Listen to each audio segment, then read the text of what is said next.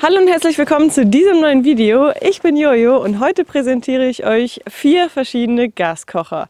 Welche das sind und warum jeder von ihnen seine Daseinsberechtigung hat, das erkläre ich euch in diesem Video. Viel Spaß!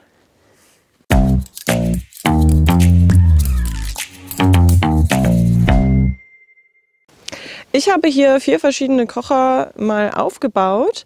Jeder von ihnen hat unterschiedliche Einsatzgebiete und auch andere Preiskategorien. Wir haben hier zum Beispiel unser Einsteigermodell, das ist der Primus Mima Duo Stove, und zwar liegt der bei 37,95 €, ist damit der preisgünstigste hier und wäre so der klassische Festivalkocher. Er heißt Duo Stove, weil er mit 2 verschiedenen Kartuschenarten betrieben werden kann. Zum einen kann man die klassischen Schraubventilkartuschen benutzen und auch die Easy-Click-Ventilkartuschen lassen sich mit diesem Brenner verwenden. Er bringt eine Leistung von 2800 Watt und soll damit 1 Liter Wasser in unter 4 Minuten zum Kochen bringen. Mit einem Gewicht von 257 Gramm ist er etwas schwer. Man kann ihn leider nicht besonders klein verpacken, weswegen sein Packmaß eher etwas klobig und sperrig ist. An zweiter Stelle haben wir hier den Optimus Crux.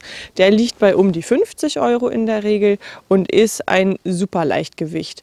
Der wiegt weniger als 100 Gramm und man kann ihn super klein und super leicht zusammenpacken, damit er wirklich in jedes Gepäckstück passt. Der Crux wird mit Schraubventilkartuschen verwendet. Dadurch baut er, wie auch der Mima, recht hoch auf. Das heißt, dass größere Töpfe eher instabil stehen. Daher halte ich diesen Brenner für das Zubereiten von größeren Mahlzeiten für eher ungeeignet. Seine Größe macht ihn aber besonders attraktiv für Rucksackreisende und Trekkingtouren. Obwohl er so klein ist, bringt er mit einem Gewicht von nur 87 Gramm trotzdem eine Leistung von 3000 Watt und soll damit 1 Liter Wasser in etwa 3 Minuten zum Kochen bringen. Ich benutze gerne einen Topf mit Wärmetauscher, weil ich damit die Energie noch effizienter nutzen kann. Man sieht hier, dass er gerade noch so auf den Brenner passt. Das wäre allerdings auch meine Schmerzgrenze. Wesentlich größere Töpfe würde ich nicht draufstellen, weil es dann einfach sehr kippelig wird. Hier sieht man jetzt nochmal das Ganze mit einem etwas größeren Topf. Da finde ich, dass er schon ziemlich instabil steht. Man sieht hier auch nochmal, die Auflagefläche des Brenners ist recht klein. Für Töpfe mit kleinem Durchmesser ist der Crux ideal, aber sobald der Topf etwas größer wird, wird es einfach sehr wackelig. Ich habe mir damals zu diesem Kocher noch einen Windschutz gekauft. Das ist jetzt einer von Primus, der ist nicht im Lieferumfang enthalten oder ähnliches. Ich fand es einfach total praktisch, weil man ihn über den Falz der Gaskartusche stecken kann und so die Flamme einfach nochmal besser vor Wind geschützt ist. Der Auf- und Abbau ist sehr einfach. Man klappt erst die kleinen Füßchen ein. Klappbare Teile können auch ein Nachteil sein. Das möchte ich an dieser Stelle bloß mal zu bedenken geben. Ich habe zwar selbst noch keine negativen Erfahrungen damit gemacht, Fakt ist aber, dass bewegliche Teile auch Schwachpunkte sein können. Die Gaskartusche wird abgeschraubt und der Kopf lässt sich abklappen und auch der Ventilregler lässt sich platzsparend anlegen, sodass man ein ziemlich kleines Paket hat, was dann perfekt in die kleine Transporttasche passt. Die ist im Lieferumfang enthalten und dient dazu, den Brenner platzsparend in der Mulde der Gaskartusche zu verstauen. In diesem neoprenartigen Beutel kann eine 230 Gramm Kartusche quasi eingelegt werden und mit einem elastischen Band wird er dann am Hals der Kartusche fixiert. Jetzt kann man noch den Windschutz drumherum legen und hat dann das gesamte Packmaß von Brenner, Kartusche und Windschutz super kompakt beisammen. Der nächste in unserer Reihe ist der Optimus Vega. Das ist mein persönlicher Favorit, weil man den so schön bodennah aufstellen kann. Das heißt, es ist nicht so wie bei diesen beiden Modellen, dass es sehr hoch aufbaut und der Topf dann kippelt, sondern der Schwerpunkt ist einfach sehr weit unten und man kann auch große und schwere Töpfe problemlos aufbauen, ohne dass was kippelt. Die weitere coole Funktion bei diesem Kocher ist die Winteroption. Das heißt, man kann die Gaskartusche umdrehen, deswegen haben wir hier so 2 Füßchen dran, und dann kann das flüssige Gas im Winter einfacher in den Schlauch reinlaufen, wird hier vorne über so einen über einen kleinen Vorheizer durchgeleitet, wird dort dann gasförmig und kann effizienter verbrennen. Das ist auch der teuerste Kocher aus unserer Reihe, der liegt bei um die 100 € und ist meiner Meinung nach vollkommen gerechtfertigt, dieser Preis. Hier ist auch noch ein kleiner Windschutz mit dabei. Der ist ein bisschen spillerig, also das ist halt einfach nur so ein Alu-Gebilde, was man dann um den Kocher herumlegt. Aber das Schöne ist, es ist leicht und es ist klein zu verpacken. Sieht aber nach nichts aus. Die Standfüße sind hier auch gleichzeitig die Auflagefläche für Topf oder Pfanne und benutzt wird hier eine Schraubventilkartusche. Hier ist jetzt der mitgelieferte Windschutz. Das ist, wie gesagt, eine flexible Alukonstruktion, die um den Brenner herumgestellt wird, mit einer Aussparung für den Schlauch. Da passen die meisten gängigen Töpfe aus dem Outdoor-Bereich gut rein und das ist nützlich, um die Flamme vor Wind zu schützen, und außerdem dient das Aluminium auch als Hitzereflektor. Ich finde, es sieht ein bisschen scheußlich aus, aber es erfüllt einen Zweck und darauf kommt es am Ende auch an. Ich benutze dieses Set nun seit ungefähr 3 Jahren und kann berichten, dass der Windschutz keine Anzeichen macht zu brechen. Er macht also tatsächlich einiges mit, auch wenn er immer wieder geknickt bzw. aufgerollt wird. Hat man das Ganze dann aufgerollt, hat man so ein schönes kleines Päckchen und das passt mit in den dazu gelieferten kleinen Beutel, auch zusammen mit dem Kocher, und ja, da hat man dann eben alles zusammen. Die Bedienung ist recht bequem, man hat beim Regeln auch noch etwas Distanz zum Brenner. Man sollte aber bedenken, dass das Gas erst noch durch den Schlauch durch muss, ehe es beim Brenner ankommt. Das bedeutet, dass sich die Regelung etwas verzögert. Das heißt, wenn man die Flamme etwas runterdrehen möchte, kann es passieren, dass die Flamme versehentlich ausgeht, weil man den Regler schon zu weit rumgedreht hat. Man sieht hier ganz gut die große Auflagefläche, also hier steht wirklich alles sehr stabil, auch größere Töpfe und Pfannen. Durch diese bodennahe Konstruktion hat man einen tiefen Schwerpunkt und man braucht sich keine Sorgen machen, dass irgendetwas kippelt oder kippen könnte. Auf- und Abbau sind super einfach, man dreht einfach die Gaskartusche ab und dann klappt man alle kleinen Hebelchen zusammen. In diesem Fall sind das die kleinen Ärmchen, die wir für den Wintermodus brauchen, und der Ventilregler lässt sich klein und platzsparend anlegen. Die Beine werden zusammengeschoben und der Schlauch dann noch drumherum gelegt und schon kann man den Kocher in seinen dazugehörigen Beutel zusammen mit dem Windschutz verstauen.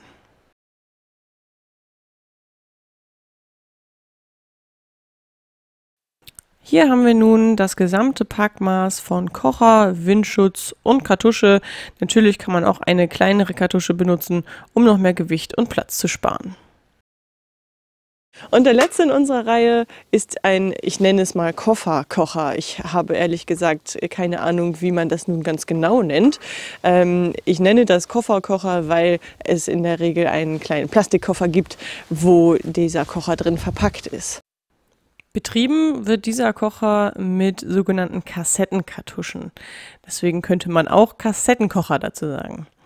Die Kartuschen werden an der Seite in eine Art Schlitten eingelegt und dann mit einem kleinen Hebel verriegelt. Man braucht zum Starten kein Feuerzeug.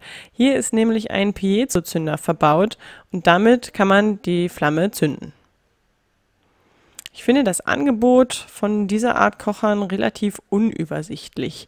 Die Preise liegen zwischen um die 40 bis um die 80 € und die Unterschiede sind da recht vielfältig. Während sie von außen fast alle gleich aussehen, kann es sein, dass die Leistung variiert Und die teureren Modelle haben oft einen Sicherheitsmechanismus eingebaut. Der sorgt dafür, dass die Gaszufuhr unterbrochen wird, sobald die Flamme ungewollt ausgeht, zum Beispiel durch Wind. Hat der Kocher diese Schutzfunktion nicht, tritt munter weiter das Gas aus, bis man selber den Regler wieder zudreht. Wenn man das allerdings zu spät erst mitbekommt, dass die Flamme ausgegangen ist, dann guckt man schon mal in die Röhre, weil die Gaskartusche leer, aber das Essen noch kalt ist. Vor dem Transport sollte man den Kocher natürlich wieder ausdrehen und die Kartusche entriegeln. Die Auflage für Topf und Pfanne wird dann einmal umgedreht. So verliert der Kocher an Höhe und passt dann in den dafür vorgesehenen Transportkoffer. Der ist heute leider nicht mit dabei. Das ist aber auch kein Drama, weil das wirklich nur ein ganz einfacher Plastikkoffer ist. Wenn die Kochfläche umgedreht ist, lässt sich die Kartusche nicht mehr verriegeln. So kann man nicht versehentlich auf der falschen Seite versuchen zu kochen. Das ist auch nochmal ein kleiner Schutzmechanismus. Ein Nachteil bei diesem Kocher ist allerdings, dass er bei niedrigen Temperaturen schon fast gar nicht mehr zu gebrauchen ist. Alles, was so unter 5 Grad ist, ist sehr, sehr schwierig für diesen Kocher, weil die Gasmischung, die in diesen Kartuschen drin ist, nicht gut bei Kälte funktioniert. Das heißt, bei niedrigeren Temperaturen, so wie jetzt gerade, kann man diesen Kocher nicht mehr benutzen. Die Flamme ist dann nur noch sehr, sehr klein oder geht auch einfach mal aus. Da kann man auf keinen Fall mehr irgendein Wasser mit kochen. Deshalb eignet sich das Modell eher für wärmere Gefilde oder für den Sommer. Was super praktisch ist, man kann ihn einfach toll verstauen im Auto, im Van oder ähnliches. Also gerade was so Vanlife angeht, ist das wahrscheinlich ein sehr beliebtes Modell. Für den Rucksack kann man es absolut vergessen, weil der dafür natürlich mit seinen 2 Kilo viel zu groß, viel zu schwer ist. Aber ansonsten ist er super schnell aufgebaut, einfach zu bedienen und für stationäre Geschichten eine schöne Sache. Die Auflagefläche von dem Kocher ist schön groß für große Töpfe. Hat man aber eine Bialetti oder einen kleinen Espresso-Kocher, dann ist diese Auflagefläche hier etwas zu klein, da würde der sehr kippeln. Dafür gibt es noch einen speziellen Aufsatz, nennt man auch Kocherstern, und den muss man dann da reinlegen, damit auch eine kleine Bialetti gut drin stehen kann. Wir haben also gesehen, dass jeder Kocher andere Eigenschaften hat. Mein persönlicher Favorit ist der Vega, weil er für mich die meisten Eigenschaften abdeckt. Er ist schön stabil, bodennah, man kann ihn auch im Winter benutzen. Das sind für mich Punkte, die super wichtig sind. Außerdem ist er schön klein zu verpacken und hat auch ein geringes Gewicht, sodass er auch in den Rucksack reinpasst. Also ist das für mich der Nonplusultra-Kocher. Wenn man aber öfter mit dem Rucksack unterwegs ist und wirklich auf das ganz kleine Packmaß ankommt, dann wäre der Crux hier meine Wahl, weil man ihn einfach super schön klein und leicht zusammenpacken kann und weil er Platz in jeder Tasche findet. Das, finde ich, ist da ein super Teil. Wenn man aber eher ein bisschen auf das Kleingeld achten muss, dann wäre das hier eine Variante, die ist schön günstig, trotzdem robust, sehr langlebig, dafür aber einfach ein bisschen schwer und etwas größer vom Packmaß. Für Festivals, für den Campingplatz sicherlich eine gute Option für den kleineren Geldbeutel. Und der Kofferkocher ist, wie gesagt, eine schöne Alternative für alle mit einem rollenden Zuhause, die den nötigen Platz haben, um ihn zu verstauen. Er ist einfach in der Bedienung, man sollte vor dem Kauf aber darauf achten, ob er die Sicherheitsfunktion hat oder nicht. Was die Langlebigkeit der Kartuschen angeht, kommt es auch total auf die Gasmischung an, die in diesen Kartuschen drin ist. Die grünen, die wir hier sehen, das sind so die Standard-Gaskartuschen, die man theoretisch das ganze Jahr über benutzen kann, außer an wirklich kalten Tagen. Dafür würde ich eher diese Kartuschenart empfehlen. Das ist Wintergas. Da ist die Gasmischung so konzipiert, dass es auch bei kalten Temperaturen gut verbrennen kann. Die Form von diesem Kofferkocher hier, die hält tatsächlich nicht besonders lang. Wir haben hier, glaube ich, um die 200 Gramm Gas drin und tatsächlich, wenn man regelmäßig kocht, also wenn man sich morgens einen Kaffee macht und noch ein Mittagessen, dann hält der einfach nicht so lange wie so eine große 400 Gramm Kartusche.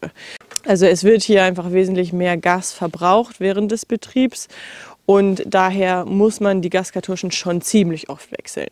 Wie lange man nun tatsächlich auskommt mit so einer Kartusche, hängt total ab vom Wetter beziehungsweise von der Umgebungstemperatur und vom Verhalten. Wie viel koche ich? Was koche ich? Koche ich jeden Tag 2 Portionen Nudeln und auch noch mal ein paar Eier oder mache ich mir bloß den Kaffee morgens und mittags? Deshalb kann man nicht pauschal sagen, wie lange so eine Kartusche nun wirklich hält, sondern ja, das hängt halt einfach vom eigenen Verhalten und von den Umgebungsumständen ab. So, wir sind damit jetzt auch schon am Ende des Videos angekommen. Ich hoffe, ich konnte euch einen Überblick verschaffen über die verschiedenen Modelle von Gaskochern und welche Vor- und Nachteile die einzelnen Modelle haben. Sollten noch Fragen offen sein, schreibt es bitte gerne in die Kommentare, damit ich sie euch noch beantworten kann. Wenn euch das Video gefallen hat, würde ich mich freuen, wenn ihr ein Like dalassen würdet und abonniert auch gerne den Kanal, um kein neues Video zu verpassen. Ich bedanke mich fürs Zuschauen und bis zum nächsten Mal.